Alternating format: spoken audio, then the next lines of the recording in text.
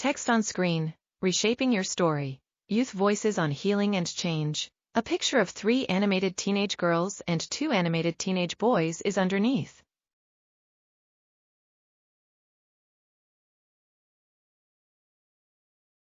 Text on screen, You're not alone. An animated woman walks through a park. We asked young people to share their stories, those who've been through foster care because of parental substance use, and those who've faced their own struggles with substance use and mental health. We wanted to know what helped, what didn't, and what do they wish professionals had said or done differently. Images of an empty high school gym, high school hallway, and bedroom appear on screen. If you've ever felt like no one sees you, hears you, or understands what you've been through, you're not alone. Before we dive into these experiences, we want you to hold on to something important. An animated teenage boy sits on the end of a bed and smiles as he flips through a photo album. The boy sits next to another boy, who frowns. The boy slides his lunch tray over to him, and the other boy raises his eyebrows. Outside, a group of 3 teenage girls speak to each other. Even in the hardest moments, there is hope. Healing is possible.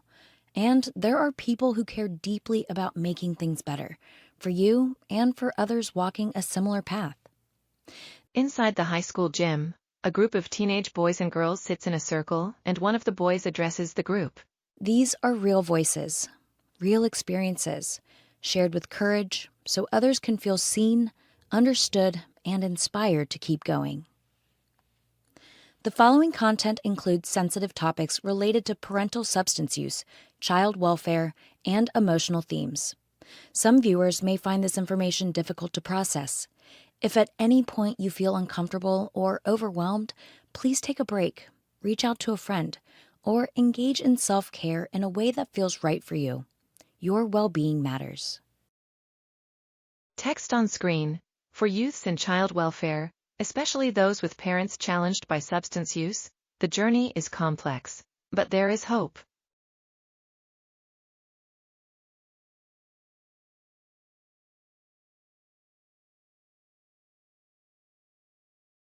Text on screen, The silence around substance use.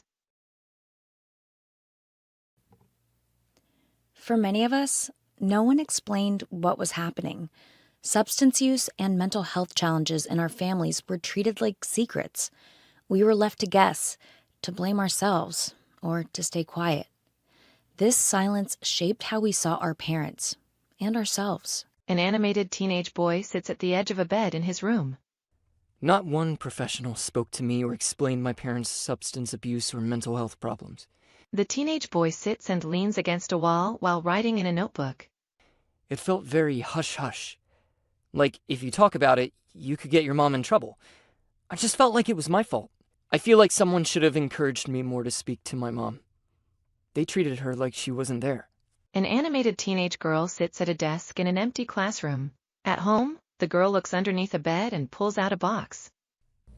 The first time I found something, it was under my mom's bed. I asked her what it was and she tried to lie, but I could see right through it. That hurt. At first it was just marijuana, but later she started using harder stuff. I didn't realize her behaviors were connected to the drugs because she made it seem like it was all her boyfriend. It wasn't until I left and did my own research that I understood. Everything I saw was linked to crystal meth. I couldn't fully understand it while I was living in it. It took stepping away to really see what was going on. Another animated teenage boy leans against the lockers in a school hallway. My adoptive mom was so afraid my brother and I would develop an addiction that she didn't allow any alcohol in the house. It came from a place of fear. But looking back, we realized how little we actually talked about substance use. It was either silence or extremes, and that made it harder to understand what we were really facing. Text on screen, Challenges faced. The animated woman sits in a hospital waiting room. Images of a community support center and the dark, empty hallway inside a house appear on screen. When no one talks about what's really going on, the challenges pile up. We face systems that didn't listen, services we didn't know existed, and environments that made us feel unsafe. These stories show what it's like to grow up in the middle of chaos and how it affects everything. Another animated teenage girl sits on a park bench. The girl sits in a circle with two other teenagers. I just wish my parents' substance use was talked about more because for me, it was normal to be around drugs. And then as I got older, I was like, oh, wow, this isn't normal. Then I went to my foster mom's home and learned what more normal is. I definitely think if it were talked about more with me and how it could affect my future, it may have changed some of the decisions that I made down the line. Another animated teenage girl sits on the end of her bed. Mental health services felt one size fits all, like standardized testing. Everyone's trauma is different, but we were all given the same solutions. No one ever talked to me about drugs, even though I had a deep fear of addiction. I've avoided medications I needed, like Adderall, because I'm scared of becoming dependent. There's so much stigma that even the help feels risky. Being in foster care tore my siblings and me apart. We were separated right away. Different homes, different lives. The teenage boy sits with two younger boys and smiles at them. I lost contact with my brothers after I went back into care alone. Now I'm trying to rebuild that connection, but it's hard. The teenage boy exhales as he speaks to his brothers. The system didn't just remove us from our parents, it fractured our bond as siblings, and that's something I'm still trying to heal. Text on screen, effects on relationships. The woman stands in a coffee shop and speaks. People's stories don't begin and end with removal. Substance use and child welfare don't just affect individuals, they affect relationships between siblings, parents, caregivers, and even friends. Some of us lost contact with family. One of the teenage boys folds his arms as he speaks to a woman. Others struggle to trust anyone. This section explores how our connections were tested and what we're still trying to rebuild. I was reconnected with my biological mom a few years ago. The teenage girl sits at a table in a coffee shop with her mother. And I wanted to respectfully ask why, and about the circumstances that came about, like me being adopted and turned over and stuff. But it was a really hard conversation to have. When talking to my mom about her own experiences, I could tell that there was still a lot of shame and obviously regret. It just felt like a really heavy weight for her. So it was really difficult to talk about. Another teenage girl speaks. It kind of destroyed my relationship with my siblings. We were separated instantly. The girl carries a box of her belongings and a woman guides her away from a car, which drives away. I wish someone had helped me maintain that relationship. No one focused on my siblings. Text on screen, building connection and trust. The woman speaks. We come from different places, but many of us share something in common. Growing up in the child welfare system and having a parent who struggled with substance use.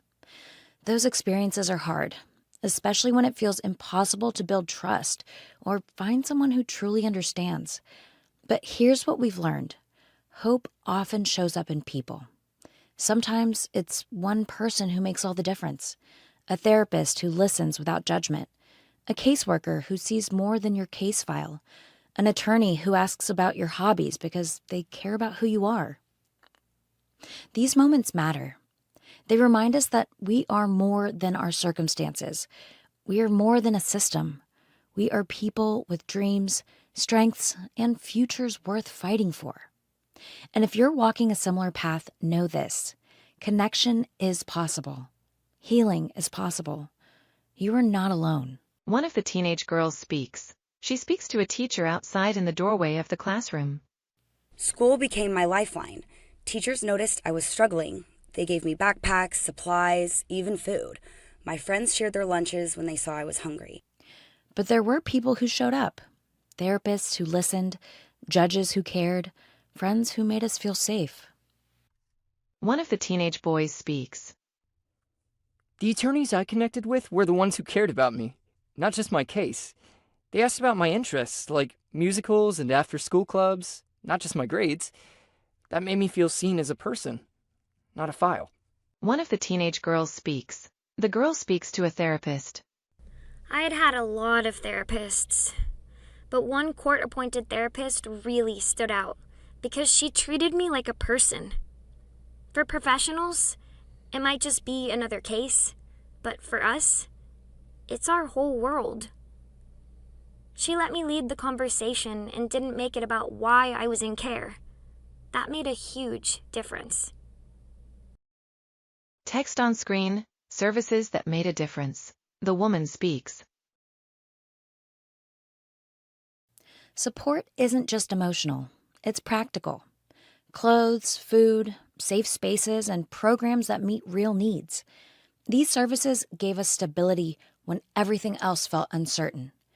And they're out there. More youth just need to know they exist. One of the teenage girls speaks. My school had a program called Communities in Schools, and it became a safe space for me. They had a closet for clothes, a room for food, and a place to just be. It wasn't just for kids in foster care, it was for anyone who needed help. It wasn't well known, but once I got connected, it made a big difference. One of the teenage boys speaks. Independent living was the best thing that ever happened to me. They helped me find every resource, even things I didn't ask for. Text on screen. What youths wish professionals knew. The woman speaks. If you work with youth, here's what we wish you knew. We're not just cases. We're people. We notice when you're rushed, when you don't ask questions, when you assume. We need you to see us, not just our paperwork. This section is about the insights we wish every professional carried with them.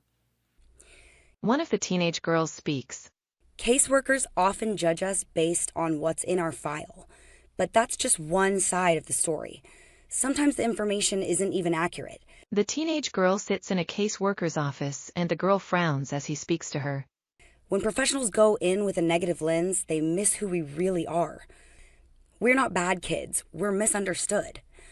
The only way to rebuild trust is to start with a clean slate, not assumptions. Another teenage girl speaks. No one really advocated for me to connect with my mom.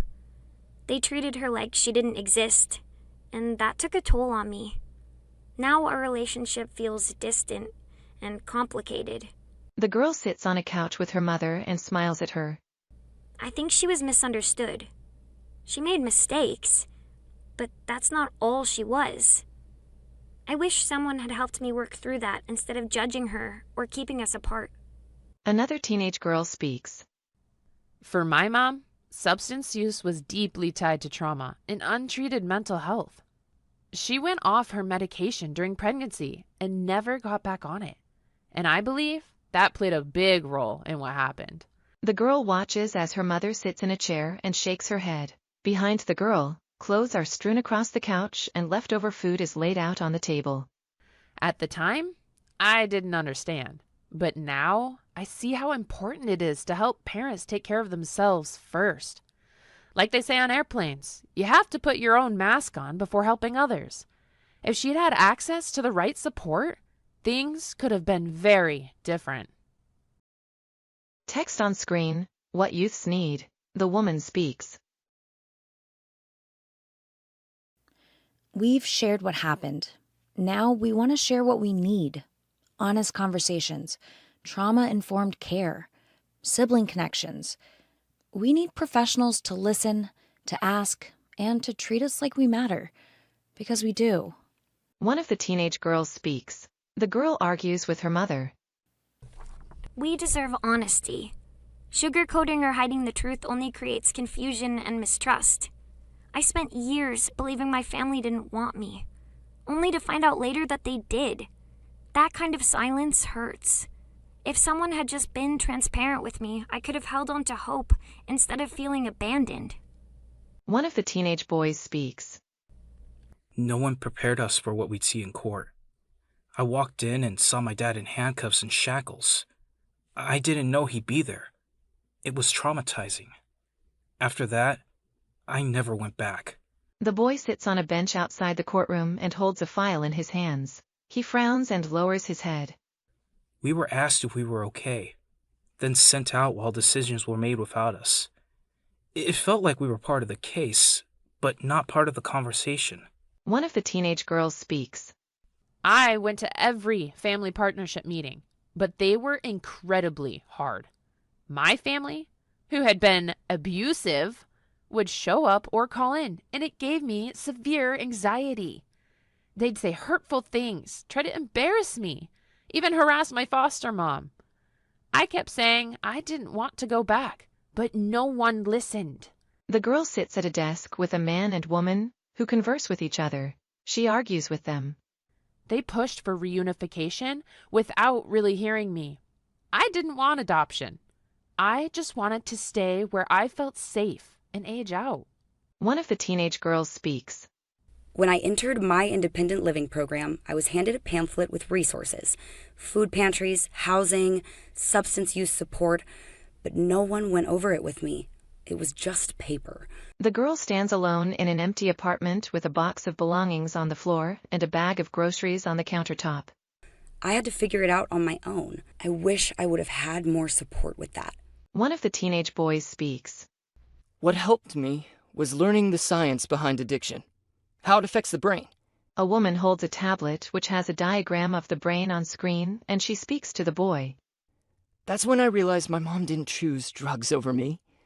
There was something chemically and physically different happening in her brain. I didn't get that explanation from anyone at the time, but understanding it now helps me see her with more compassion. Text on screen, closing message of hope. The woman speaks. We're not just surviving, we're thriving. We're not just case files, we're people. And with the right support, we can heal, grow, and thrive. Want more resources? Take a look at the Stronger Than You Know Tools for Navigating Life's Challenges, a resource guide for adolescents and young adults affected by substance use, mental health disorders, and child welfare involvement. The cover of a resource guide appears on screen.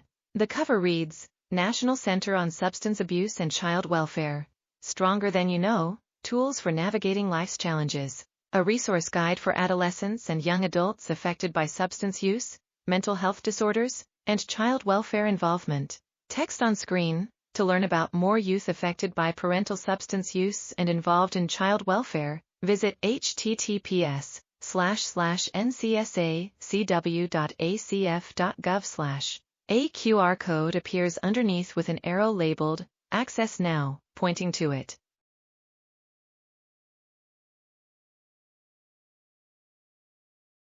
Text on screen, Acknowledgement. This content is supported by contract number 75S2-0422C0000001 from the Children's Bureau, CB, Administration for Children and Families, ACF, co-funded by the Substance Abuse and Mental Health Services Administration, SAMHSA. The views, opinions, and content of this presentation are those of the presenters and do not necessarily reflect the views, opinions, or policies of ACF, SAMHSA, or the U.S. Department of Health and Human Services, HHS. The logos for Children's Bureau, ACF, SAMHSA, National Center on Substance Abuse and Child Welfare appear at the bottom of the screen. https://ncsacw.acf.gov/